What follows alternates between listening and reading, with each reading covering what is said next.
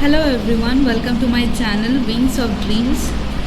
आज मैं आप लोगों को बताने वाली हूँ डेली रूटीन जो मैं फॉलो किया करती थी अपने प्रिपरेशन के टाइम में। ये वीडियो स्टार्ट करने से पहले मैं बताना चाहूँगी कि यूट्यूब में आपको डेली रूटीन या टाइम टेबल्स रिलेटेड आपको बहुत सारे वीडियो मिल जाएंगे, तो आप उस सारे वीडियोस को फॉलो करना। मैं जो बता रही हूँ आज जो डेली रूटीन जो मैं फॉलो करती थी वो भी आप अच्छे से देखना एंड उससे एक आइडिया लेना कि कैसे आपको अपना एक खुद का डेली रूटीन बनाना है। बिकॉज़ आप अगर किसी और का डेली रूटीन ब्लाइंडली फॉलो करेंगे तो वो उतना इफ़ेक्टिव नहीं रहेगा जितना कि आप जब खुद का एक रूटीन बनाएंगे एंड उसे फॉलो करेंगे तो वो ज़्यादा आपके लिए इफ़ेक्टिव रहेगा।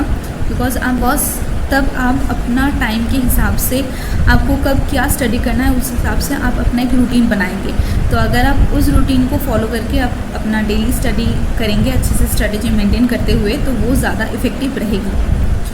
आज मैं जो डेली रूटीन शेयर करने वाली हूँ वहाँ से आप लोग एक आइडिया लेना कि कैसे आप लोगों को भी एक रूटीन मेंटेन करना है, कैसे स्ट्रेटजी वाइज आपको उस रूटीन को डेली फॉलो करना है एंड अच्छे से एग्ज़ाम के लिए प्रिपेयर होना है। तो स्टार्ट करते हैं। पहला जो पॉइंट है वो है टाइम। तो पहले जो मोस्ट इम्पॉर्टेंट थिंग आता है वो है टाइम, कितने टाइम हमको स्टडी करना है डेली बेसिस पे। तो जो मैं करती थी वो है 5:30 से 10 PM तक, ये था मेरा आइडियल टाइम। बट इससे ऊपर नीचे होता था, वो तो स्टडी के प्रेशर के ऊपर डिपेंड था। बस स्टूडेंट क्या करते हैं, अगर लोगों का डेली टारगेट कंप्लीट हो जाए तो उस दिन और स्टडी नहीं करते हैं। बट ये सही नहीं है। अगर आपके पास 1 आवर भी एक्स्ट्रा रहे तो उस एक्स्ट्रा टाइम को अच्छे से यूटिलाइज़ करना चाहिए। आप उस एक्स्ट्रा टाइम में एक्स्ट्रा क्लासेस लगाओ या प्रैक्टिस करो, या मोस्ट इम्पॉर्टेंटली उस टाइम को आप रिवीजन करने में यूटिलाइज़ कर सकते हैं अच्छे से। मैं क्या करती थी, होल डे में जो जितना मैं टाइम जितने आवर्स में पढ़ती थी उस आवर्स को मैं टाइम स्लॉट में डिवाइड करती थी। तो मेरा टाइम स्लॉट 4 स्लॉट्स में मैं डिवाइड करती थी। एक तो सुबह का टाइम होता था, तो 5:30 से 9 बजे तक या फिर 10 बजे तक, फिर 1 आवर का ब्रेक, फिर से स्टार्ट 11 बजे से 11 से 12:30 या 1 PM तक। तो ऐसे मैं ब्रेक देकर जो स्टडी है वो मैं करती थी 4 स्लॉट्स में। तो एक गया सुबह का, फिर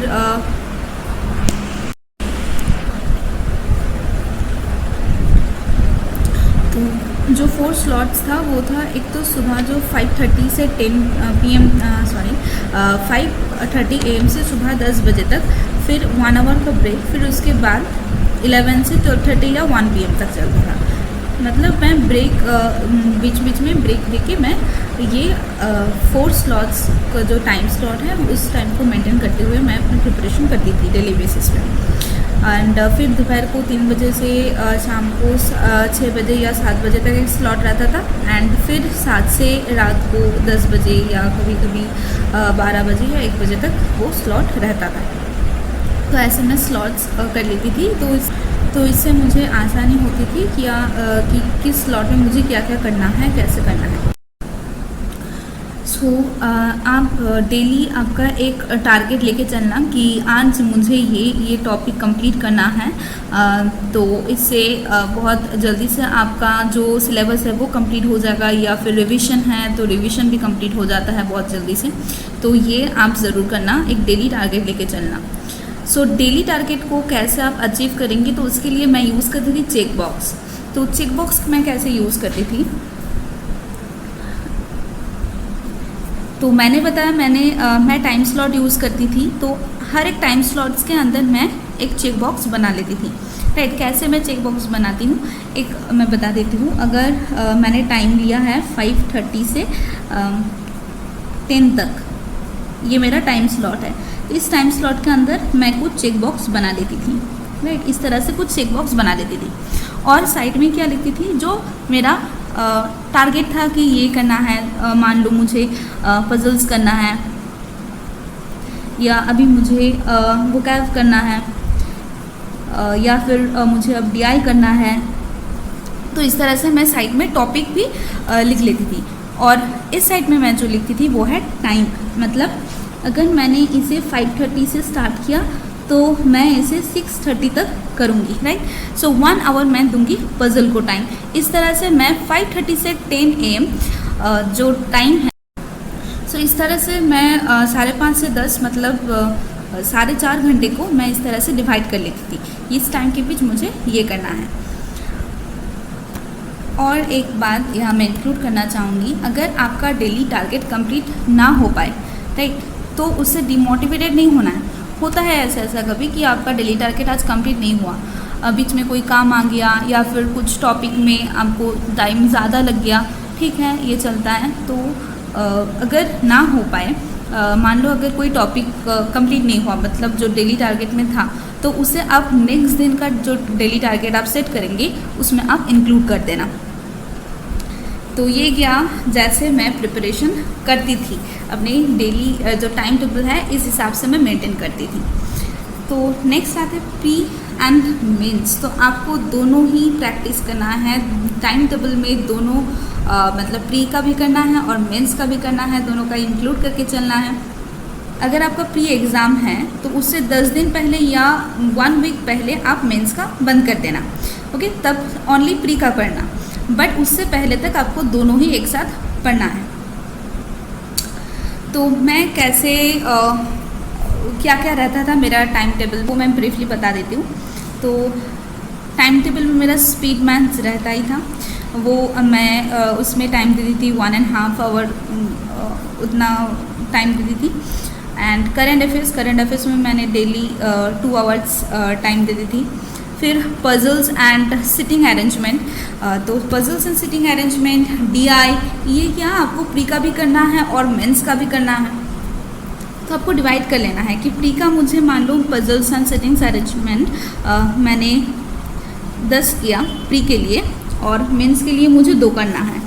वैसे ही DI का प्री के लिए अगर मैंने 6 to 8 DI सॉल्व्स किए हैं दिन में, तो मेंस का मुझे 2 करना है। ये ज़्यादा भी आप कर सकते हैं, मतलब इसे 3 कर दो, इसे 10 से 12 कर दो, तो इसे इंक्रीज़ आप करना आपके ऊपर है, बट आपको दोनों ही एक साथ लेके चलना है। तो मैं ऐसे करती थी कि मुझे प्री का इतना करना है और मेंस का इतना करना है। ओके, अब एडिटोरियल और वोकैब, ये भी डेली मेरा जो टाइम टेबल था उसमें इंक्लूड रहता था कि 1.5 आवर मुझे एडिटोरियल में एंड वोकैबुलरी में देना है। और अरिथमेटिक मैं जैसे करती थी वो है ऑल्टरनेट डे बेसिस पे। अगर मान लो मैंने फर्स्ट डे में मान लो अगर मैंने फर्स्ट डे में प्री के लिए कोई टॉपिक उठाया, मान लो एवरेज, राइट, एवरेज मैंने उठाया, तो पहले तो एवरेज इस टॉपिक को अच्छे से पढ़ा, अगर बेसिस कंप्लीट है तो उसे रिवीजन किया एंड नेक्स्ट दिन उसमें प्रैक्टिस भी कर ली, ओके, सेकेंड दिन। And on third day I use to do mains level questions of that chapter, okay. ऐसे मैं प्री और मेंस का करती थी अरिथमेटिक का ऑल्टरनेट डे बेसिस पे। और जो अदर जो क्वेश्चंस है इंग्लिश का और रीजनिंग का, ऐसा ही एक मतलब फर्स्ट दिन अगर इंग्लिश का मिसलेनियस इंक्लूडेड किया, मीन्स जो अलग अलग टॉपिक्स रहते हैं, एरर करेक्शन, रीअरेंजमेंट और भी सारे जितने टॉपिक्स है, अगर फर्स्ट डे में वो इंक्लूड किया है मैंने टाइम टेबल में, तो नेक्स्ट डे मैं रीजनिंग का जो मिसलेनियस क्वेश्चंस थे तो उस टॉपिक को मैं नेक्स्ट दिन इंक्लूड करती थी। ऐसे मेरा टाइम टेबल मैं सेट करती थी। अब जो मोस्ट इम्पॉर्टेंट है वो मॉक्स, ये भी आपके टाइम टेबल में रहना चाहिए of course, right. So pre and mains, तो क्या है दोनों का धीरे धीरे नंबर ऑफ मॉक्स आपको इंक्रीज़ करना है। अगर आप पहले प्री का मॉक 1 लगा रहे हैं तो ठीक है, फिर इससे 2 करिए, फिर जब एग्ज़ाम होगा तब 3 से 4 मॉक्स आप पर डे आपको देना होगा। मेंस का क्या है, आफ्टर कंप्लीटिंग प्री एग्ज़ाम आपको तो सिर्फ मेंस का ही एग्ज़ाम देना है, बट उससे पहले जब आप दोनों एक साथ कर रहे हैं प्री और मेंस, तो आपको कैसे देना है, पहले आप 1 मॉक दीजिए और फिर उसे इंक्रीज़ करके 2 कीजिए इन अ वीक। ये नहीं कि डेली बेसिस में आपको 1 से 2, ये पॉसिबल नहीं है 2 मॉक देना मेंस के लिए। आपको मॉक देने के बाद उसका एनालिसिस भी करना होगा अच्छे से।